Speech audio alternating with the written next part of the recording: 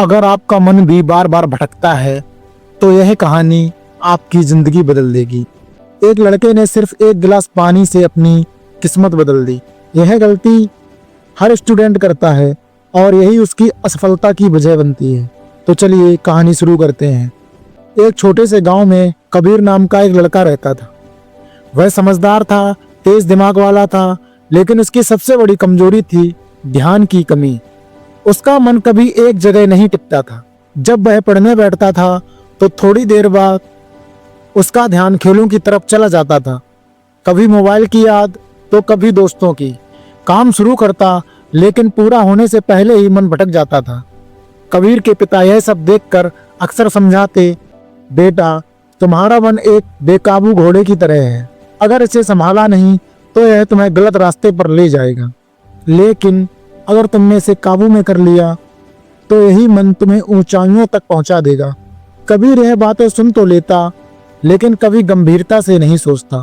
एक दिन गांव में एक बुजुर्ग और अनुभवी गुरु आए जिन्हें सब गुरुजी कहते थे।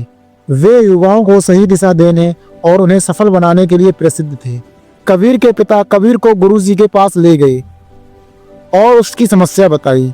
गुरुजी मुस्कुराए और कबीर को पानी से भरा एक छोटा सा गिलास देते हुए बोले, इस गिलास को हाथ में लेकर मेरे बगीचे का एक चक्कर लगाओ। ध्यान रखना, पानी की एक भी बूंद नहीं गिरनी चाहिए। कबीर को यह काम आसान लग रहा था, लेकिन जैसे ही कबीर चला, चारों तरफ चिड़ियों की आवाज, पत्तों की सरसराहट और बच्चों की हंसी ने उसका ध्यान भटका दिया। जिधर नजर गई उधर ही पानी गिरता चला गया। जब वह वापस आया तो गिलास आधे से ज्यादा खाली था। गुरुजी ने पूछा, इतना पानी क्यों गिर गया? कबीर ने सिर झुकाकर कहा, मेरा ध्यान भटक गया था। गुरुजी बोले, यह गिलास तुम्हारा लक्ष्य है और इसमें भरा पानी तुम्हारा ध्यान। दुनिया की आवाजें, लालच और डिस्ट्रैक्शन सब वही है जो तुम्हारा ध्यान चुरा लेते हैं। अगर मन को अनुशासन में नहीं रखा तो लक्ष्य हाथ में होते हुए भी फिसल जाएगा। उस दिन कबीर को बात समझ में आ गई। अगले ही दिन से उसने छोटे छोटे बदलाव शुरू किए। वह रोज एक ही समय पर उठने लगा, मोबाइल का इस्तेमाल सीमित कर दिया और जो भी काम करता उसे पूरे मन से करने लगा। हर सुबह कुछ मिनट ध्यान करता ताकि मन शांत और स्थिर रहे। शुरुआत में मुश्किलें हुई, मन बार बार भटका, लेकिन कबीर हर बार उसे वापस खींच लाता। दिन हफ्तों में बदले और हफ्ते महीनों में धीरे धीरे फर्क दिखने लगा। उसकी याददाश्त तेज हो गई, पढ़ाई में सुधार आया और आत्मविश्वास बढ़ने लगा। एक साल बाद एक राष्ट्रीय स्तर की प्रतियोगिता घोषित हुई। समय कम था और सवाल बेहद कठिन। कई छात्र घबरा गए, लेकिन कबीर शांत रहा। वह एक एक सवाल पर पूरा ध्यान लगाता रहा, बिल्कुल उसी तरह जैसे गुरुजी ने गिलास पकड़ाना सिखाया था। नतीजे आए और कबीर विजेता घोषित हुआ। पूरा गांव खुश था। गुरुजी की आंखों में गर्व की चमक थी।